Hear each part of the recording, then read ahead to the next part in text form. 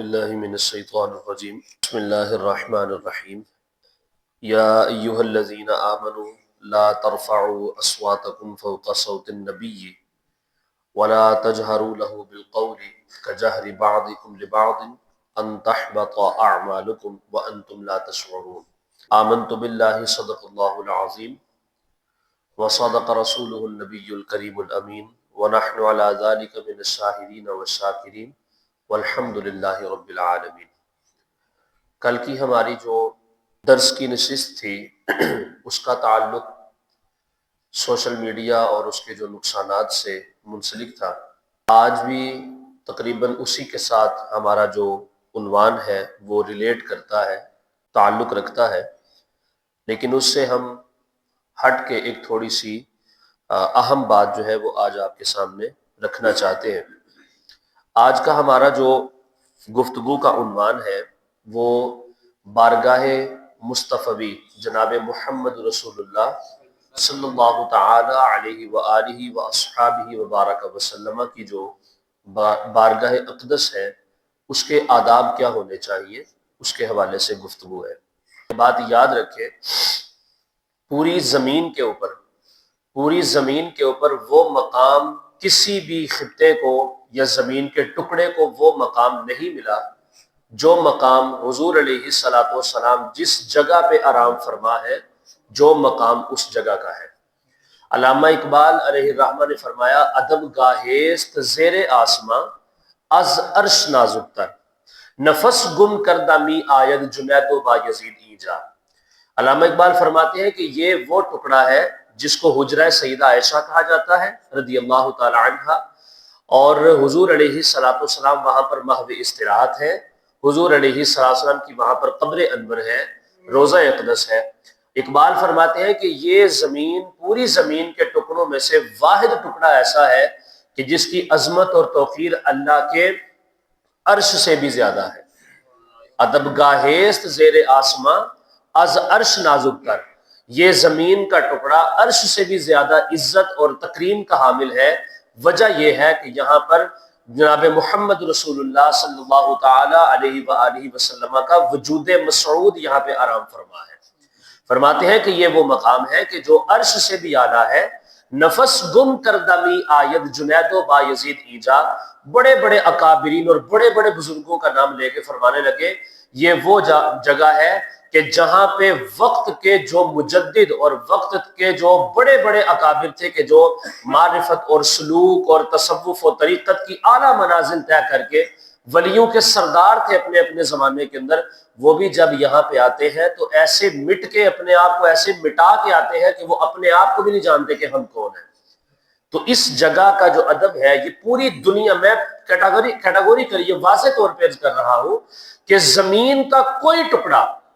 یہاں تک کہ حرم مکہ کو بھی وہ مقام حاصل نہیں ہے جو مقام نبی مکرم صلی اللہ علیہ وسلم کی اس جگہ کو حاصل ہے کہ جہاں پہ اس وقت نبی کریم علیہ السلام آرام فرما رہے ہیں اور حضور کا روضہ اقدس ہے۔ تو اس جگہ کا ادب جو ہے وہ جگہ کا یا اس بارگاہ کا جو ادب ہے یہ بہت زیادہ ملحوظ خاطر رہنا چاہیے۔ اللہ تعالیٰ نے ارشاد فرمایا یا ایھا الذین آمنوا، اے ایمان والو۔ کفار کو کوئی خطاب نہیں کیا، یہود و نصارہ کو کوئی خطاب نہیں کیا، چونکہ جس وقت ہم کلمہ پڑھ لیتے ہیں، اور یہ ہمارا حال ہے اور یہ بہت بڑا المیہ ہے ہمارا، کہ ہم جب کلمہ پڑھ چکے ہیں یا ہم مسلمان بن گئے ہیں تو ہم یہ سمجھتے ہیں کہ جنت ہماری ملکیت ہے، جنت ہمارے نام کے اوپر جناب رجسٹر کر دی گئی ہے۔ ہم کچھ بھی کر لیں، ہم بدکاریاں کر لیں، گناہ کبیرہ کر لیں، فساد پھیلا لیں زمین کے اندر، کچھ بھی کر لیں، ہم سے جنت کوئی نہیں لے سکتا۔ یہ بہت بڑی غلطی ہے ہماری، یہ بہت بڑی مسٹیک ہے۔ یہاں پہ حضور علیہ السلام کی بارگاہ کے حوالے سے اللہ رب العزت نے جو بات ارشاد فرمائی ہے، جو منہج استعمال کیا ہے، اگر ہم اس کو غور سے پڑھ لیں اور غور سے سمجھنے کی کوشش کر لیں تو ہمارے رونگٹے کھڑے ہو جائیں گے کہ کہاں پر ہماری سالوں کی عبادتیں، کہاں پر ہمارے صوم و صلات، کہاں پر ہماری زکاتیں، کہاں پر ہمارے صدقات و خیرات، اور ایک معمولی سی حضور علیہ السلام کی بارگاہ کی بے ادبی، معمولی سی، کہ ہم یہ سمجھے کہ ہمارا کچھ بھی نہیں ہو سکتا، ہمیں کچھ بھی یہاں پہ کوئی کہہ نہیں سکتا، ایک معمولی سی بے ادبی ہو گئی تو اللہ فرماتا ہے تمہاری ساری باتیں ضائع کر دوں گا، تمہیں پتہ بھی نہیں چلے گا۔ تمہیں خبر بھی نہیں ہوگی، تم یہی سمجھتے رہو گے کہ میں بہت بڑا اسکالر، میں بہت بڑا جناب محقق، میں بہت بڑا جناب مفسر مدبر، اور میں بہت بڑا جناب میں ایک عظیم مرتبہ حاصل کر چکا ہوں۔ اللہ تعالیٰ نے ارشاد فرمایا اے ایمان والو لا ترفعوا اصواتکم فوق صوت النبی، میرے نبی کی آواز سے تمہاری آواز بلند نہیں ہونی چاہیے، میرے نبی کی آواز سے تمہاری آواز بلند نہیں ہونی چاہیے۔ اور ایک معنی مفسرین نے یہ بیان کیا کہ رسول کریم صلی اللہ تعالی علیہ وسلم کی بارگاہ اقدس میں تمہاری آواز بلند نہیں ہونی چاہیے۔ بعض لوگ کہہ سکتے ہیں نا کہ یہ تو بات اس وقت کی ہو رہی ہے جب حضور موجود تھے، بنفس نفیس ظاہری آنکھوں کے ساتھ حضور کو دیکھا جا سکتا تھا، تشریف فرماتے اپنی رحلت فرمانے سے قبل، تو یہ اس وقت کی بات ہو رہی ہے۔ تو میں دلائل کے ساتھ یہ بات عرض کروں گا، حضرت عمر فاروق رضی اللہ تعالی عنہ سے دو واقعات ملتے ہیں، ایک تفسیر مدارک میں ہے، قرآن پاک کی تفسیر ہے، اور ایک جو ہے مسلم شریف کی جو یہ کتاب حدیث ہے اس کے اندر یہ روایت موجود ہے کہ آپ نے ایک مرتبہ دیکھا کہ حضور علیہ السلام کے منبر اقدس کے پاس دو شخص جو تھے وہ بڑی بڑی اونچی گفتگو کر رہے تھے، حضور کے پردہ فرما جانے کے بعد کی بات ہے۔ دو شخص بڑے بڑے اونچی جو ہے وہ گفتگو کر رہے تھے، تو جناب فاروق اعظم تشریف لائے، دو صحابی تھے، وہ بھی غیر صحابی نہیں، تابعی نہیں، صحابی تھے، تو اونچا بول رہے تھے حضور کے منبر اقدس، جہاں پہ حضور کا منبر مبارک تھا اس کے پاس۔ تو حضور علیہ السلام کے اس غلام حضرت فاروق اعظم رضی اللہ تعالیٰ نے سختی سے ان کو منع فرمایا کہ تمہیں پتہ نہیں تم کس جگہ پہ کھڑے ہو، کس نبی کی تم اتنی عظیم نشانی کے پاس کھڑے ہو کے اتنا اونچا گفتگو کر رہے ہو۔ اور تفسیر مدارک کے اندر یہ واقعہ موجود ہے کہ دو بندے تھے، طائف کے رہنے والے تھے، تو حضور علیہ السلام کے شہر کے اندر آئے اور وہاں پہ آپس کے اندر ان کا کوئی نوک جھونک ہو گئی، کچھ معاملہ ہو گیا، تو ان کے درمیان آپس میں بحث و مباحثہ شروع ہو گیا۔ تو جناب فاروق اعظم نے جب ان کو دیکھا تو پوچھا کہاں سے آئے ہو تم، چونکہ اجنبی لگے نا، تو پوچھا کہاں سے آئے ہو، انہوں نے بتایا جی ہم طائف کے رہنے والے۔ آپ نے فرمایا اگر تم مدینہ کے رہنے والے ہوتے نا تو میں تمہیں اتنی کڑی سزا دیتا کہ رہتی دنیا تک یہ عبرت بن جاتی کہ حضور کی بارگاہ میں حاضر کیسے ہونا ہے۔ تو یہ نبی کریم علیہ السلام آج بھی یہ حالات و واقعات موجود ہیں، اور آج بھی یہ مسائل اور احکام موجود ہیں کہ نبی مکرم صلی اللہ تعالی علیہ وآلہ واصحابہ وبارک وسلم کی بارگاہ اقدس میں حاضری ہو،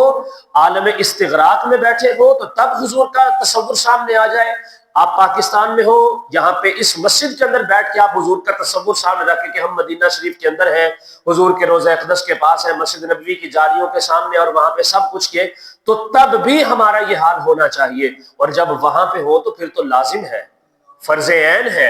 اور ہمارے اتنی ہمیں اپنی پرواہ نہیں ہونی چاہیے جتنی پرواہ حضور علیہ السلام کی بارگاہ اقدس اور نبی مکرم صلی اللہ علیہ وآلہ وسلم کی جو ہے وہ قرب و معیت کی ہونی چاہیے۔ تو فرمایا ایمان والو لا ترفعوا اصواتکم فوق صوت النبی، میرے نبی کی بارگاہ میں اپنی آواز کو بلند نہیں کرنا۔ اور آگے فرمایا ولا تجہروا له بالقول كجهر بعضکم لبعض، جس طرح تم آپس میں ایک دوسرے کو بلاتے ہو نا، آپس میں ایک دوسرے کو بلاتے ہو، الفاظ کا چناؤ اور لہجہ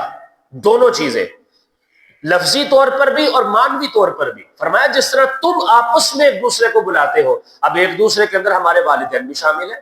ایک دوسرے کے اندر ہمارے بڑے بھی شامل ہیں، چھوٹے بھی شامل ہیں، ایک دوسرے کے اندر ہمارے جو ہے وہ عزیز و قارب بھی شامل ہیں، ہمارے دوست احباب بھی شامل ہیں، ہمارے جو مطلب دنیاوی تعلقات ہیں سارے کے سارے شامل ہیں کہ ہم ایک دوسرے کے ساتھ کیسے جو ہے کمیونیکیٹ ہوتے ہیں، کیسے گفتگو کرتے ہیں، ہماری کنورسیشن کا لیول کیا ہوتا ہے، ہماری گفتگو کا طریقہ کار کیا ہوتا ہے۔ اللہ نے فرمایا جیسے تم آپس میں باتیں کرتے ہو نا، یا آپس میں ایک دوسرے کو بلاتے ہو، یا آپس میں جو تمہارا انداز تکلم ہے، میرے نبی کے بارے میں ایسا نہیں ہونا چاہیے، ہاں قطعا نہیں،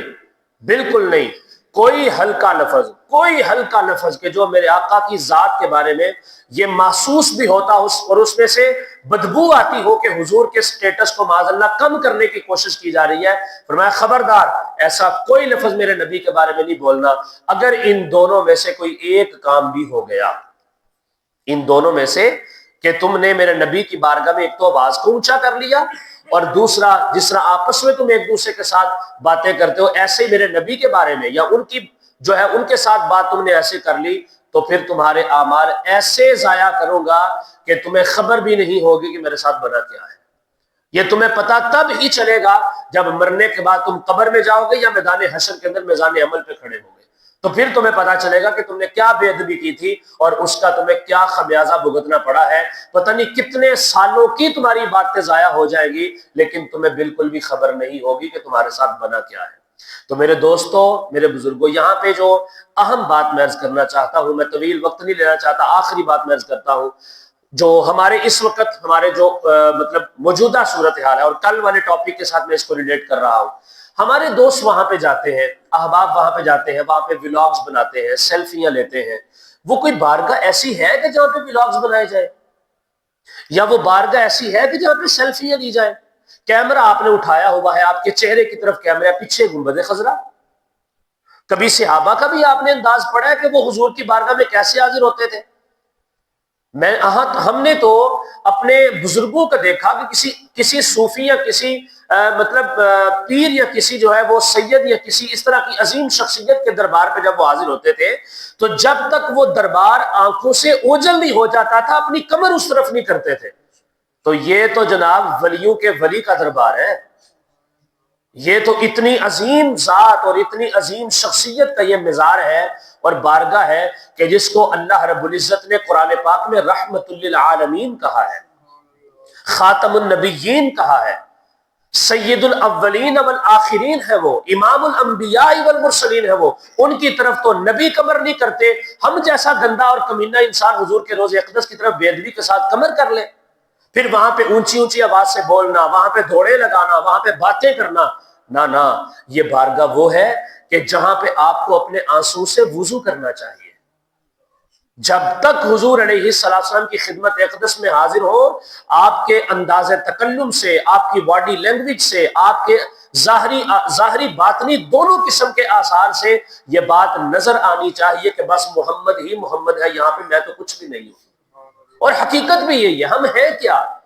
ہر چیز، ہر کمال حضور علیہ السلام کے قدموں میں آ کر سجدہ کرتا ہے اور ہر کمال ہی حضور کی مبارک نالین کے بوسے لیتا ہے. تو حضور علیہ السلام کی بارگاہ کے حوالے سے ہمیں تھوڑا سا سنجیدگی کا مظاہرہ کرنا چاہیے. وہاں پہ جا کے تو اس طرح کی حرکات و سکنات سے اپنے اعمال کو اکارت نہیں کرنا چاہیے، نہ اپنے اعمال کو ضائع کرنا چاہیے. اور اسی طرح اپنے علاقے میں رہتے ہوئے ہم اس وقت جو گفتگو کر رہے ہیں، اس گفتگو یہ آپ سن رہے ہیں، یہاں پر بھی ہمارا جو آپس کے اندر حضور کے بارے میں بات کرے یا حضور علیہ السلام کا ذکر پاک ہو، درود پاک پڑھا جائے، حضور کی محفل نعت سجی ہو، حضور کی تعریفوں کی جو ہے وہ معاملات چل رہے ہو، اس طرح کا کچھ بھی ہو جائے تو آپ یوں ہی سمجھیے کہ آپ حضور کی بارگاہ میں بیٹھے ہیں.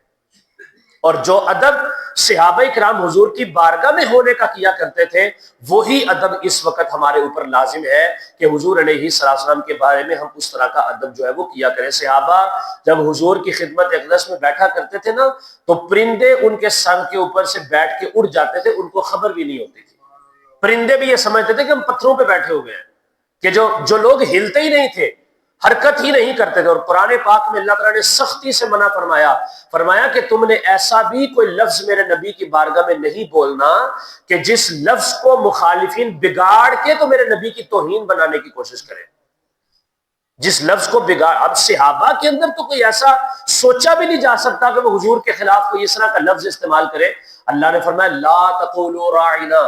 وہ جب یہ بولا گیا تو یہود و نصارہ اس کو رعینا کر کے کھینچ کے بدل کے حضور کی ذات بابرکات کو کم کرنے کی کوشش کرتے تھے. اللہ نے فرمایا لا تقولوا راعنا وقولوا انظرنا یا رسول اللہ. اے حضور ہماری طرف نظر رحمت فرمائیے. اور ساتھ ہی فرمایا واسمعوا، پہلی بار ہی میرے نبی کی بات کو غور سے سنو کہ تمہیں دوبارہ کہنے کا موقع ہی نہ ملے اور دوبارہ ایکسپلینیشن مانگنی نہ پڑے تمہیں میرے نبی سے. ابتدا میں پہلی مرتبہ جب حضور کلام کرتے ہیں تو ایسے مستغرق ہو کے، ایسے انہماک کے ساتھ میرے نبی کی گفتگو کو سنو کہ وہ لفظ، ان کا لہجہ، ان کی باتیں تمہارے دل کے اندر اترتی چلی جائیں اور تمہیں دوبارہ وضاحت کی ضرورت بھی پیش نہ آئے.